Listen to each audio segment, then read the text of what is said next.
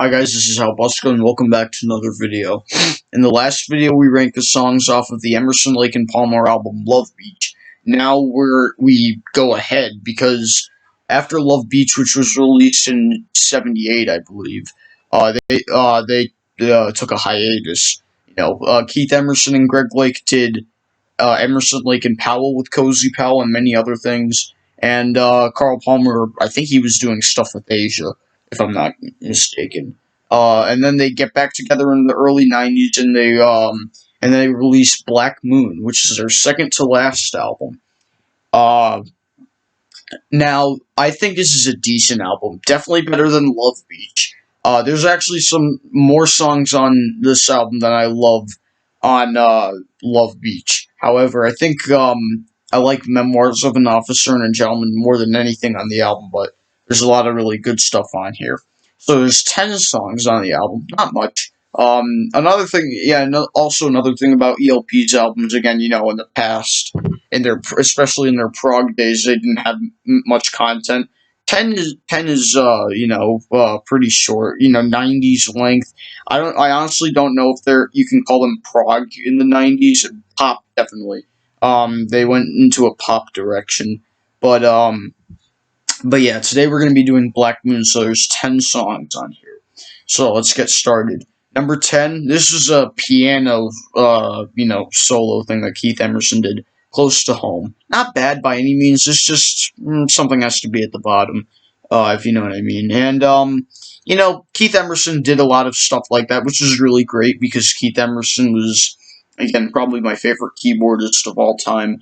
But yeah, Close to Home. I think Keith Emerson did better stuff, like better solos before, like the Three Fates, The Only Way, Him, even Piano Concerto #1 and Fugue from Trilogy, and Toccata, right? But again, not bad. Close to Home isn't that bad, but not one of my favorites. Number 9, we have Burning Bridges. Now, I think Pink Floyd, if I can remember from Pink Floyd's Obscured by Clouds, there's a song called Burning Bridges. This is not the same thing. Or Burning Bridges. I haven't heard Obscured by Clouds in a while, so bear with me. But Burning Bridges, again, not my favorite, but not bad. The lyrics are pretty cool. Honestly, gonna burn these bridges down. Greg Lake's vocals are nice. Oh yeah, and Greg Lake does not sound like he did in the '70s. He has a deeper voice, especially on their final album, In the Hot Seat, which we'll talk about later, or in the next video. But yeah, for me, number 9 is Burning Bridges. Number 8 is this is actually a pretty decent song, Changing States. Again, not really my favorite, but it's actually pretty decent. Definitely not bad by any means. I don't think there's a bad song on here. I mean, if the worst songs are on here, then if the worst songs on here, then they're probably bland at best, honestly. But that's not really that bad. I mean, it's not that good, but it's not that bad. And Changing States actually reminds me of a lot of Dream Theater songs or something like that. With Jordan Rudess on keyboard, and Jordan Rudess said that one of his role models was Keith Emerson. So there you go.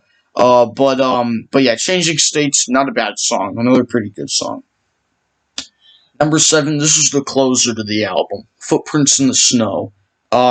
Pretty quiet song, and definitely one of their more softer songs. Pretty decent closer, I think. Again, not bad by any means. I actually like this album more than Love Beach. And Footprints in the Snow, another really good song, I think. Not bad by any means. Pretty good way to close the album. Greg Lake's vocals are nice, and that's what I love about the song. And yeah, so at number 7, we have Footprints in the Snow. Now, coming in at number 6, we have Affairs of the Heart. Hey, we're starting to get really good with the songs. Affairs of the Heart, really good song. I enjoy that song a lot, and it's one of the underrated gems of their catalog, really. I know it's one of their '90s songs, but yeah, this is really underrated. Affairs of the Heart is actually pretty good. I know it does get some attention, but I don't know, that's just me. But at number 6, we have Affairs of the Heart. So now we're in the top 5. At number 5, we have Better Days, another really underrated. This is actually a really good song. I do enjoy Better Days a lot. Another really underrated song. I like how it's right before Footprints in the Snow, which closes the album. So you have Close to Home, which is the piano ballad, and then you have Better Days, and then Footprints in the Snow. Closes the album pretty well, in my opinion. And Better Days is actually a really good song. So at number 5, we have Better Days. Okay, so the top 4 are really great, in my opinion. At number 4, we have Farewell to Arms. Another really great song. I enjoy this song. I like Greg Blake's vocals. I love the keyboards that Keith Emerson does. And I just really love Farewell to Arms. It's one of my favorite songs by them, in my opinion. I really enjoy the song a lot. So we're in the top 3 now. Number 4, Farewell to Arms. So coming in at number 3, if you're not a big fan of this album, then you might at least like this song at least. At number 3, we have Paper Blood, another really great song. I love the organ or the keyboard intro, the really cool. And of course Greg Lake's harmonica, because he was the one that played harmonica in the band. And Paper Blood is, in my opinion, one of their better songs. If you haven't listened to it, please check it out. It's actually really cool. So at number 3, we have Paper Blood. All right, now the top 2.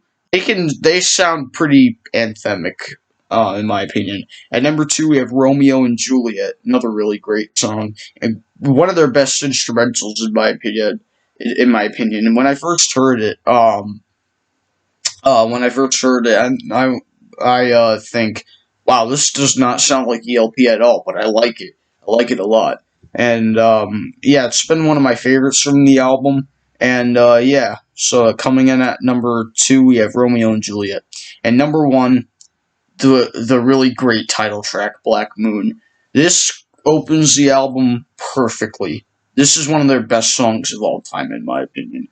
Black Moon is just awesome. I've always loved it, and you should really give it a chance if you haven't, because this is actually a really great song. So at number 1, we have Black Moon. Here's my list.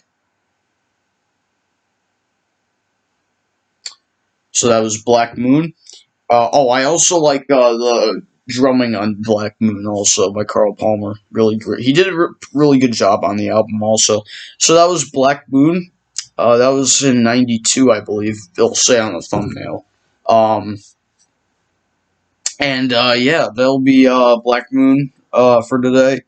Hopefully tomorrow I will I will post their or upload their final album, In the Hot Seat. And for full disclosure, I'm not a big fan of the album, but we'll get there when we get there. But I actually think Black Moon is a step up from Love Beach. But I don't think it's a great album. I think it's a pretty decent album. Yeah, if you haven't heard it in a while, please go give it a chance. It's actually a really good album. So anyway, that was my video, for Black Moon, for the 8th video of Emerson, Lake and Palmer.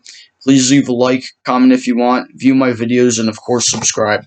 Thanks for watching this video, guys. This has been Halbuska, signing off. Stay safe.